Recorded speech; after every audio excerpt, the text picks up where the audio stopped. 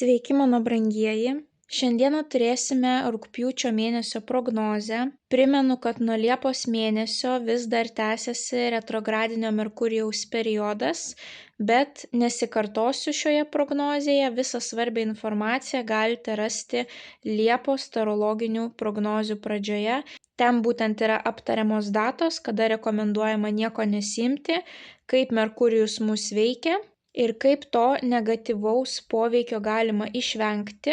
Jeigu vis dėlto neturite kitos išeities, kaip tik turėti kažkokias tai naujas pradžias, sakykime, operacijos, kelionės, buitinės technikos, elektronikos pirkimas, baldų pirkimas, remontas, automobilio taisymas, tai labai rekomenduoju mano elektroninėje parduotuvėje įsigyti retrogradinio Merkurijaus įrašytų paskaitų ciklą. Jūs galėsite klausyti laisvų laikų, kiek tik norite, kada norite ir sužinoti labai svarbius tam tikrus niuansus, į ką reiktų atkreipti dėmesį, kaip pasiruošti, kad retrogradinio Merkurijaus poveikis būtų kuo švelnesnis, kad po to neturėtumėt galvos skausmo, taisant visas tas problemas, kurias atnešė Merkurijus.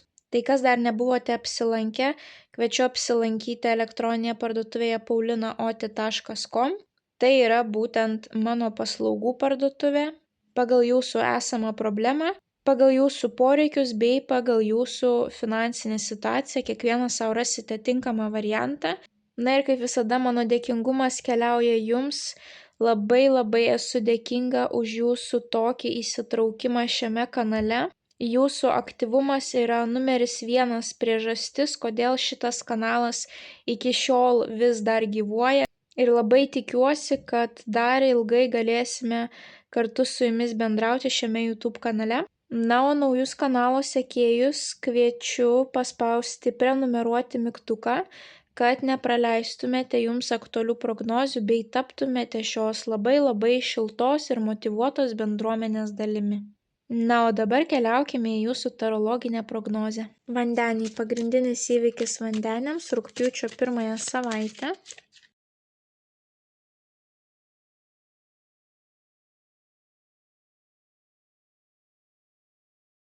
Mėnulio žinutė vandeniams apie jų rugpjūčio mėnesį. Bei vienas patarimas vandeniams apie jų rugpjūčio mėnesį. Vandeniai, jūsų rugpjūtis bus gana stabilus, užtikrintai eisite savo užsibrėžtų tikslų link. Jums pirmai savaitei iškrenta monetų riteris. Monetų riteris yra ramiai, stabiliai ėjimas savo tikslų link, ypatingai viskas, kas liečia finansinius reikalus, studijas. Taip, jeigu studijuojate, taip ir toliau užtikrintai dėmesys keliaus studijoms ir jūs vis progresuosite. Jeigu tai liečia darbą, kaip ir visada, dirbsite taip tuo pačiu tempu tiek pat. Svarbiausia bus tas pastovumas, stabilumas. Ir šalia iškrenta kardų tūzas. Kardų tūzas rodo komunikaciją, idėją, svarbų pokalbį, aiškumą kažkokį, kuria kryptimi jums eiti, koks planas. Taip, šitas tūzas gali rodyti, kad atsiras idėja ar kažkoksai tai aiškumas, galbūt susidarysite tikslų planą, ką, kada jums reikia daryti. Taip, aiškumas, kritinis mąstymas, logika, racionalumas supintas su stabilumu ir lėtu, bet užtikrintu progresu. Taip. Ir šalia jums dar iškrenta kardų karalius, tai jeigu esate vyrukas, greičiausiai čia būsite jūs. Jeigu esate moteris, šalia savęs turėsite būtent vandenį, dvynius arba svarstyklės vyrą, kuris kažkaip jums gali padėti įnešti į jūsų tuos planus tikslumo, aiškumo, galbūt nurodyti kažkokią tai kryptį, galbūt duoti labai gerą idėją. Ir šitas žmogus gali būti tiek jūsų šeimos narys, tiek ir tokios profesijos atstovas, kuris dirba su komunikacija, rašytinė, sakytinė arba metaliniais įrankiais. Tai jeigu komunikacija, tai gali būti teisininkas, vertėjas, žurnalistas, dėstytojas, taip. Galbūt tai bus jūsų dėstytojas, kuris jums parodys kryptį. Galbūt tai bus teisininkas, kuris šiek tiek paaiškins, sakykime, tam tikrus Lietuvos įstatymus, darbo kodeksą, taip, galbūt kažkas jums buvo neaišku, jums paaiškės ir jūs suprasite, ką jūs galite daryti savo versle, ko nedaryti, kaip tą padaryti, taip, įneš kažkokio tai aiškumo. Tai gali būti ir lėtas užtikrintas savo sveikatos gerinimas, kadangi monetos pas mus atsakingos už pačias svarbiausias vertybės, sveikata taipogi keliauja būtent į tą žemės stichiją. Tai galbūt šitas žmogus bus gydytojas, jums jisai duos kažkokius tai tyrimo rezultatus, atsakymus, kur link jums reikia eiti, galbūt kokių vitaminų pagerti, kokių mineralų, kaip reikia dienotvarkę susidėlioti, ko trūksta, ko yra perteklius ir tokiu būdu jūs suprasite dar aiškiau tą savo kryptį. Aha, aš kiekvieną dieną dabar seksiu tuo man sudarytų planu, taip, ir sieksiu savo tikslų. Kažkoksai tai racionalumas, aiškumas ateina į situaciją ir tai jums padeda progresuoti, taip, lėtai ir užtikrintai. Antrąją savaitę jums iškrenta taurių devynetas. Taurių devynetas yra didžiavimosi savimi korta, pasitikėjimo savimi korta, išaugusio statuso, prabangos prekių korta, kai jūs galite paplekšnoti savo per petį, pasakyti, aš šaunuolis, aš šaunuolė, aš viską, ką užsibrėžiau, padariau, aš visko pasiekiau, kad ir kaip sunku bebūtų, dabar galiu džiaugtis tuo rezultatu, taip. Tai tokia savijauta pas jūs bus antrąją savaitę ir šalia jums dar iškrenta lazdų dvejetas, tai yra pasirinkimo korta, tarp dviejų variantų, noras kažkur tais judėti į priekį, taip, kažką keisti, tik dabar yra tokia analizė, apsvarstymas, kokiu būdu padaryti, ką būtent daryti, taip yra toks užsidegimas. Ir šalia dar iškrenta lazdų valetas. Lazdų valetas rodo tą pirmąjį žingsnį, taip. Jūs turėjote pasirinkimą ir iškart pas jūs atkeliauja tas pirmasis žingsnis arba tas užsidegimas, ta aistra. Gali savaitę klostytis taip sėkmingai, kad jūs mąstysite, na gerai, reikia naujų tikslų, o ką aš dar pasidarysiu, o kur toliau eiti. Iškart jau jums gali užsidegti jūsų tas vidinis žiebtuvėlis, tas degtukas, kad oi kaip nekantrauju, oi kaip noriu daugiau, oi kaip noriu kažką dar patirti, taip. Tai pas jūs tokia pilnatvės nuotykių būsena antrąją savaitę, norisi rizikuoti, norisi eiti, norisi daryti.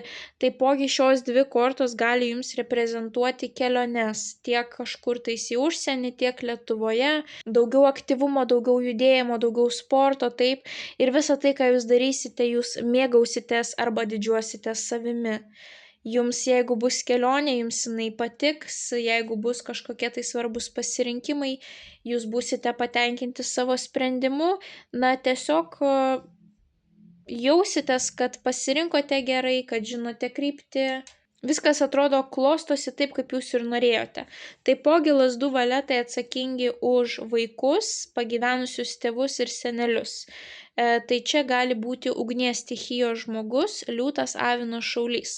Tai galbūt jūs keliausite, pavyzdžiui, aplankyti savo vaiko arba savo tėvų, senelių, taip, būtent kelionės, šeimos narys ir džiaugsmas, pilnatvė. Galbūt jūs keliausite tą žmogų pamatyti, galbūt tas žmogus atkeliaus jūs pamatyti, galbūt jūs kartu su tuo žmogumi turėsite kažkokią tais kelionę, taip, kad ir kas be nutiktų, jūs labai džiaugsitės antrąją savaitę.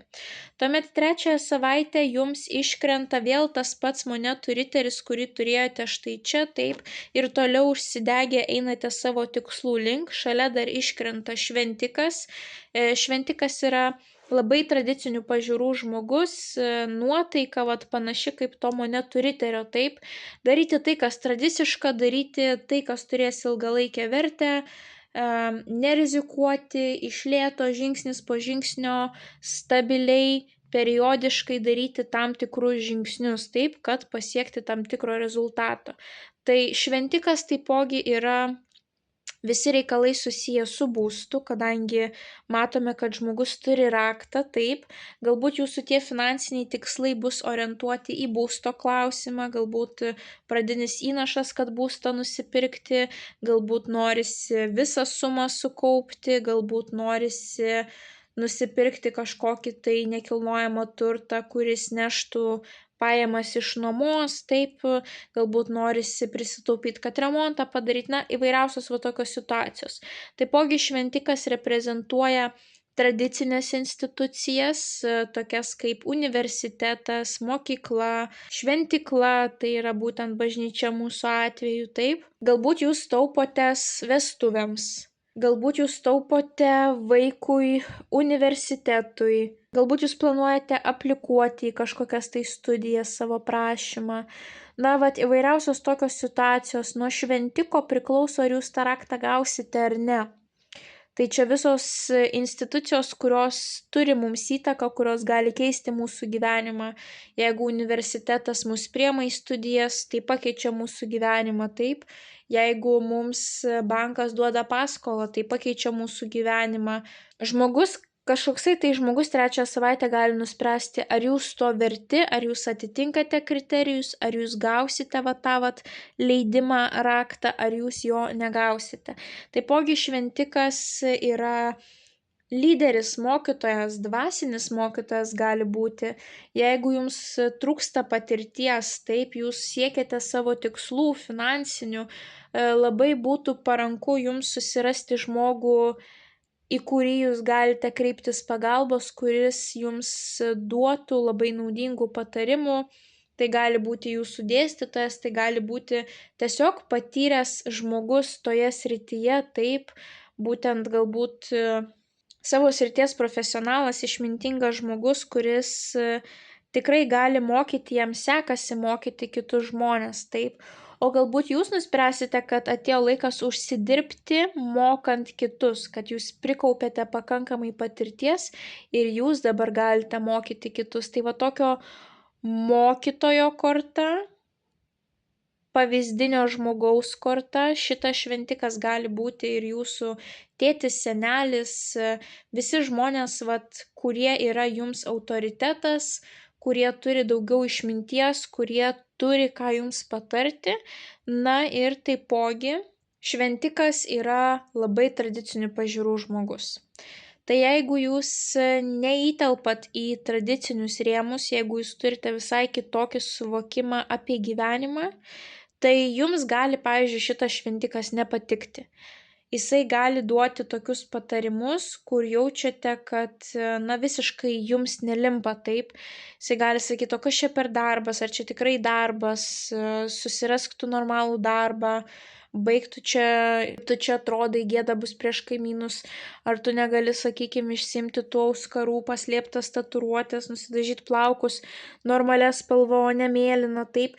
Na, gali būti, kad šalia jūsų bus toks labai tradicinis žmogus trečiąją savaitę, bet jeigu jūs neturite tokių žmonių savo rate, tai tiesiog nebus jokių tokių situacijų, čia greičiausiai bus mokytojas, kažkoksai tai lyderis arba kažkas tai susijęs su religija ir tokiom institucijom kaip universitetas, mokykla, bankas, kurie jums gali duoti kažkokį tai leidimą. Ir šalia jums iškrenta taurių septynetas. Na, taurių septynetas tai yra tokių iliuzijų korta, šiek tiek tokio pasimetimo, ką daryti toliau, kur link eiti. Tai tokiais atvejais, kai jūs esate pasimetę, labai jums gali padėti toks autoritetas kaip šventikas. Taipogi taurių septynetas gali rodyti plėšimasi tarp daugelio gyvenimo sričių, kad jūs norite ir ten įdėti savo indėlį, ir ten, būtent tą trečiąją savaitę, taip. Ir patarimas yra nesiblaškyti, susifokusuoti į vieną ar dvi sritis, nes jūs nepadarysite teigiamo efekto, teigiamo pokyčio, jeigu jūs visur atiduosite savęs tik po 5 ar 10%, taip.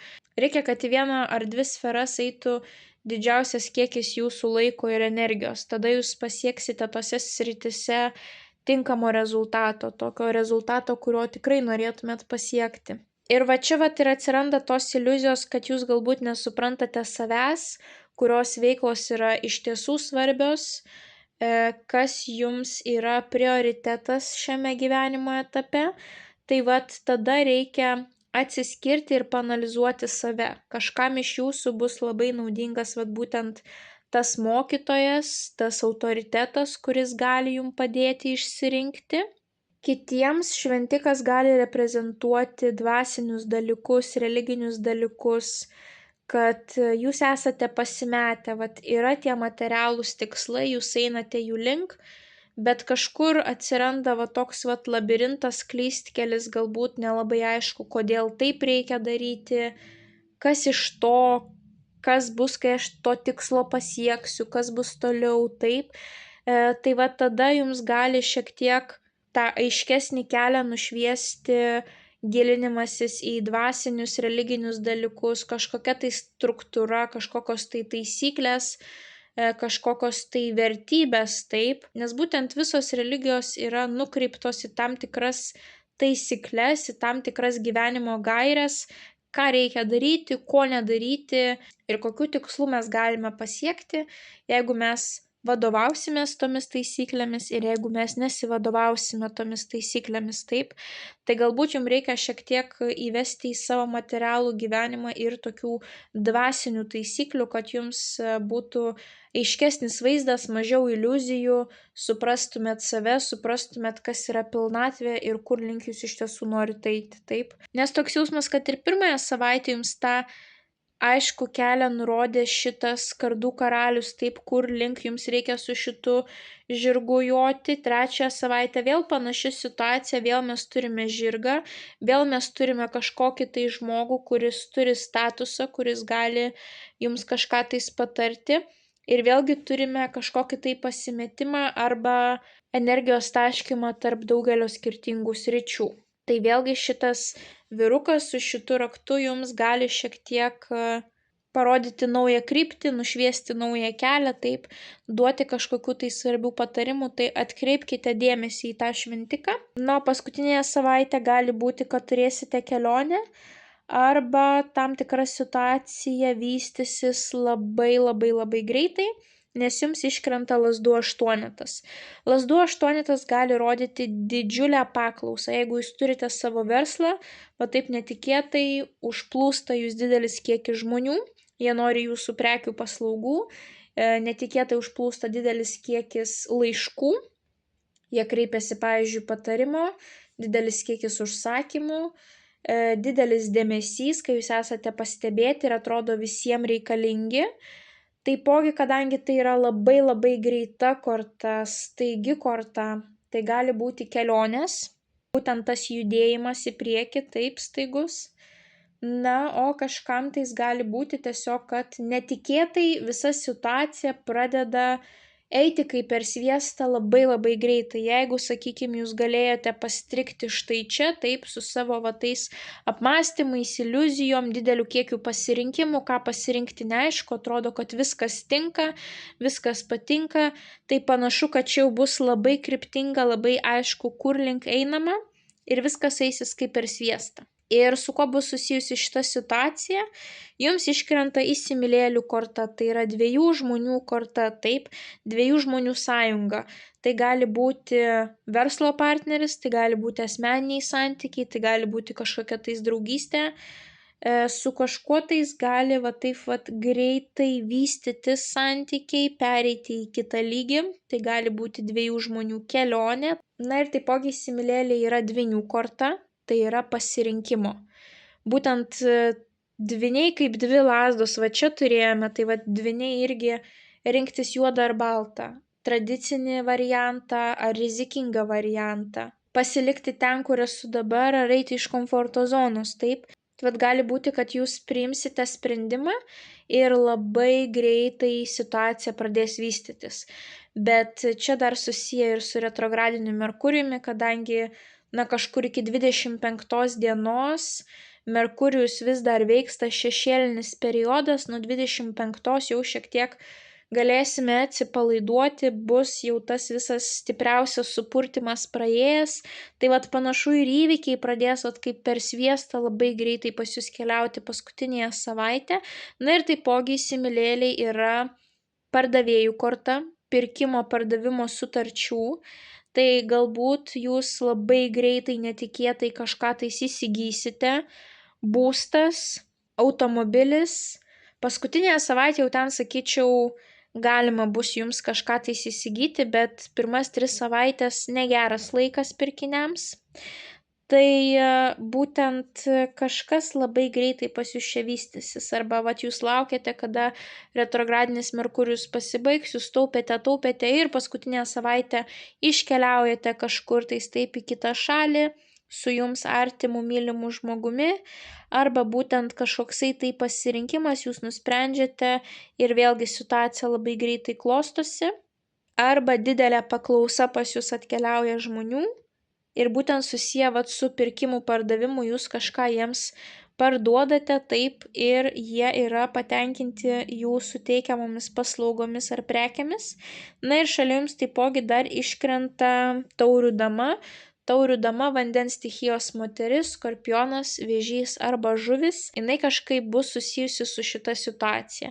Arba tai bus jūsų ta antroji pusė, su kuria keliausite, o galbūt jūs pas ją keliausite, ar jinai pas jūs atkeliaus, jeigu gyvenat per atstumą. Galbūt tai bus moteris, kuri ir parekomenduos jūsų prekes paslaugas kitiems, galbūt jinai bus viena iš klienčių. Galbūt kažkokia tai situacija būtent su jie vystysis labai labai greitai, taip. Jeigu iki to momento jums nepavyko rasti galbūt bendros kalbos, rasti bendro sprendimo, tai panašu, kad paskutinėje savaitę jūs jį rasite. Taipogi taurių dama gali būti ir jūsų šeimos narė ar moteris, kuri dirba būtent meno srityje arba su jūsų jausmais, emocijom, ten, kur reikia, kad žmogus jūsų išklausytų. Tai jinai gali būti tarologė, astrologė, numerologė, psichologė, psichoterapeutė, gydytoja, visi, kurie turi išklausyti, užjausti, taip, na ir taipogi, kaip ir minėjau, jūsų šeimos nariai. Tai toksai mėnesis, net jeigu ir būsite pilni iliuzijų, jūs vis tiek nepamesite tos krypties, dirbsite. Jeigu jums ateis kažkokie tais neaiškumai, pasimetimas, tai jūs rasite atsakymą į savo klausimą. Ar per tam tikrą mokytoją, autoritetą, ar per tam tikras dvasinės praktikas, savo jausmų analizę, taip vis tiek kažkokiu tais būdu jūs atrasite atsakymą, taip, ko jūs norite iš gyvenimo, kur link jūs norite judėti. Ir paskutinėje savaitę tai jau viskas turi vykti dar greičiau ir užtikrintai. Jeigu iki to galėjo būti to neužtikrintumo, tai paskutinėje savaitę turi būti tas užtikrintumas. Na ir jums mėnulio žinutė, kuri iškrito. Vietoj klausimo, ar pakankamai dirbu, kad galėčiau ilsėtis, užduok klausimą, ar pakankamai pailsėjau, kad galėčiau dirbti. Na, tas jūsų pastovumas, užtikrintas ėjimas savo tikslo link, taip jūs jo nepametat nei pirmąją, nei trečiąją savaitę.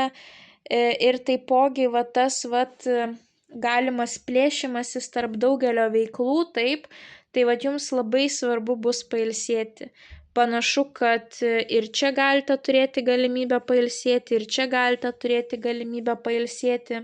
Tai jeigu tik jums išpuls kažkokios tai laisvesnės dienos, tai būtinai susiorganizuokite poilsį, nes panašu, kad ilgą laiką jūs taip stabiliai užtikrintai eisite savo tikslų link, bet reikia kartais nuo jų ir atsipūsti.